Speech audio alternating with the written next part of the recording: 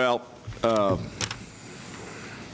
I told our team after the game that, our coaching staff, we've been here for 7 years now. This is our 7th year.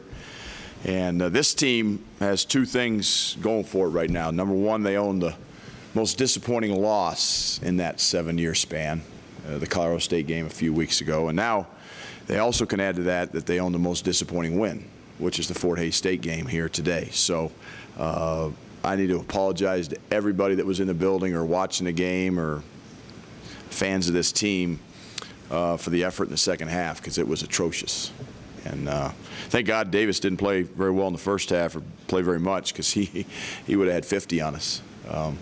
We had nobody to guard him. So disappointing effort in the second half. I thought in the first half, we were okay. We didn't shoot the ball really well. I mean, obviously we're still struggling from three a little bit, but we guarded.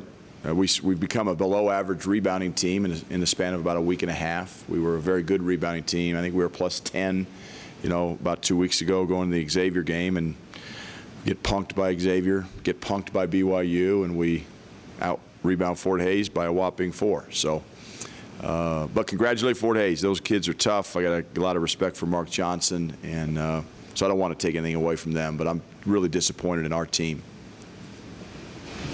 Coach, what do you feel like maybe specifically changed defensively for your team first half to the next? Yeah, just energy, toughness, like thinking that, well, guess what? They missed a lot of open shots in the first half. So you get that false sense of security, like you're really guarding when you're really not guarding. And then all of a sudden those shots start going in. You're like, wait, what? They weren't making those in the first half. Well, guess what? We have to dictate defensively. And if we can't dictate against Fort Hays, I don't know how the hell we're going to dictate against Utah or Arizona State or Arizona or anybody in the Pac-12.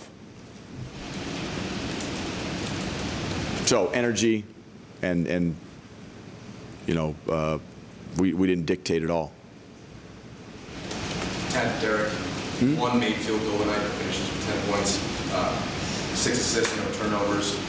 He seemed to be the guy that you had in there leading that bench role. Can you just talk about how you felt that the bench really performed and kind of what his role has been in that? Derek in the bench? Yeah, Derek just kind of leading the bench. Yeah, Derek's our best player. I mean, he's our most consistent player. He's a guy that can get everybody involved. He can make a play for himself, make a play for others. He took 4 shots, so he's not hunting his shot. Wasn't hunting his shot tonight. He's trying to get other people involved, and he thought he did a good job of that. But, yeah, I feel really comfortable with Derek on the floor. I have to be more judicious in the playing time that I'm doling out. Right now I'm being very liberal with it, and a lot of guys are playing that maybe don't deserve to play, certainly as much as they are. And so now that's a moving target because of our inconsistencies. Makes it very difficult as a coach, but something I have to do a better job of, and I think we have as a staff have to talk about that a little bit more, certainly as we move into the meat of our schedule, which is right around the corner. So, but Derek's terrific. He's a good player, and I'm glad we have him. Coach, if you're thinking about tweaking rotation, as you just alluded to, is that something that could happen as early as Air Force, or something you maybe look at? Yeah, well, like tonight, Deleon Brown was the first sub off the bench, and I've looked at Deleon's minutes and his playing time and his grades, his efficiency, and like he deserves more playing time than he's gotten. Well, he got it tonight, and guess what? He did a pretty good job with it.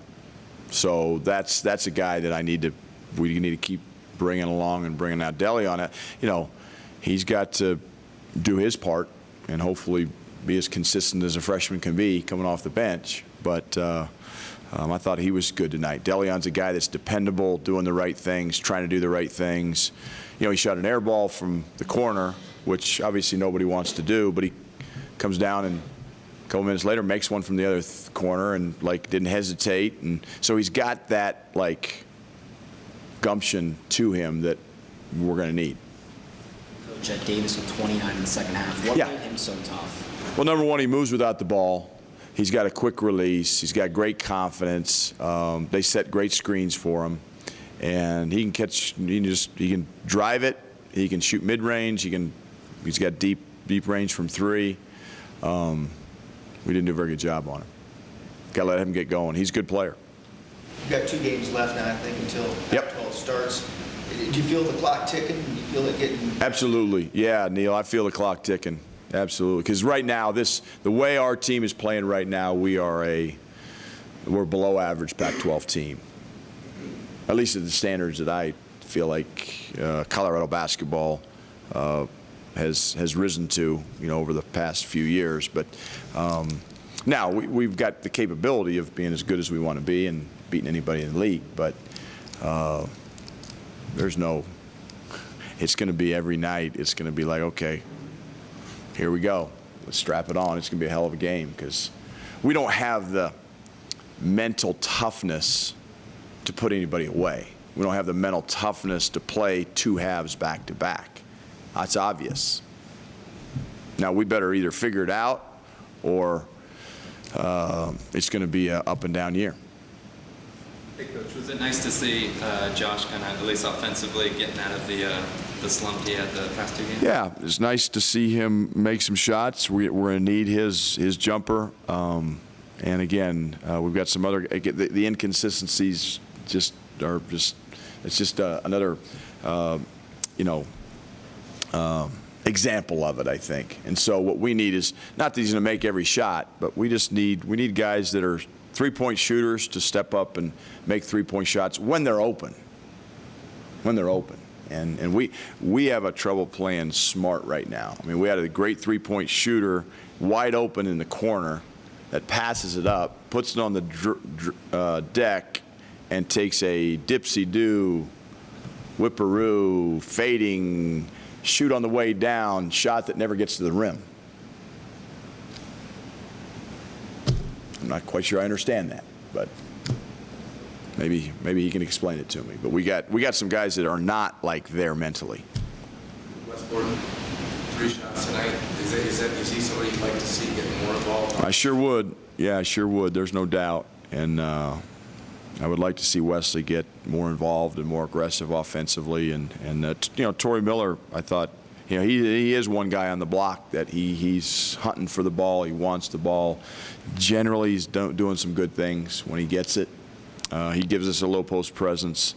But Wesley is what Wesley is, and I'm past the point of trying to change him. After 4.5 years of coaching him, let's just, defend, rebound. He's 2 for 3 from the field. That's awesome. We'll take that every night. I'd like for him to be 4 for 6 or 6 for 8 some nights, but I don't know if that's going to happen or not. Coach, we talked about it a little bit yesterday with you guys being on winter break now. You've got a game Monday. Is there anything you can do over the weekend or Sunday? Well, it's hard, right now because we got 3 games in 6 days. But guess what? We're going to, I changed our game plan for tomorrow. What we had, the thought process going into tomorrow, is different than what we're going to do tomorrow because we don't have study hall. We don't have classes to go to. So guess what? We can get in the film room and watch film. We can get on the floor and work on execution. And we had three plays that were run wrong tonight. Just brain dead run wrong. Okay, guess what? We can get on the floor and get a lot of reps there. We can game plan and practice as long as we want to practice. And that's a refreshing feeling as a coach. Now, the hard thing is you got, again, 3 games in 6 days. There's only so much you can do. But guess what? When we come back from break, got a lot of time. And we're going to use it. Coach, that first half, can you also learn from things that you did well tonight, especially that defensive effort in the first half? I thought your presses were very good. Yeah, absolutely you can. But, man, until you learn how to do it for 40 minutes, it's hard to, But we know that this team is capable. We know that they can do it in spurts. We know that. We've shown that. We've shown that against Xavier. We've shown it against Notre Dame. We've shown it against, shown it against BYU at times. High-level teams on the road, at home. We've shown we can be as good as we want to be. We've also shown that we can't sustain it. And that's the challenge for this team. So it's hard for me to look at the first half against Fort Hays and be positive because I look at the second half and I'm so damn mad I can hardly see straight because we're not there yet. We've talked about it. We ain't there yet. Anything else for Coach? Coach, when you look at the Air Force matchup, you know, they just played DU. I'm wondering, you know, Ben Rodney's ear about something like that. Is that something? Yeah, you would do? we'll call them. Yeah, I mean, we'll watch the film. And, you know, Air Force, the thing about Air Force, they're disciplined and they're tough.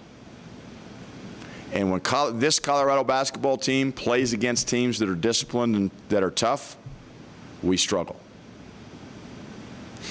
So we better strap it on against Air Force, because if we're not disciplined, if we're not tough, they're going to be shooting layups with that Princeton offense. They're going to be shooting wide open threes, and we're going to be sitting there scratching our head like we were in the second half tonight, thinking, well, what's going on here? So you know, right now with this team, I'm disgusted.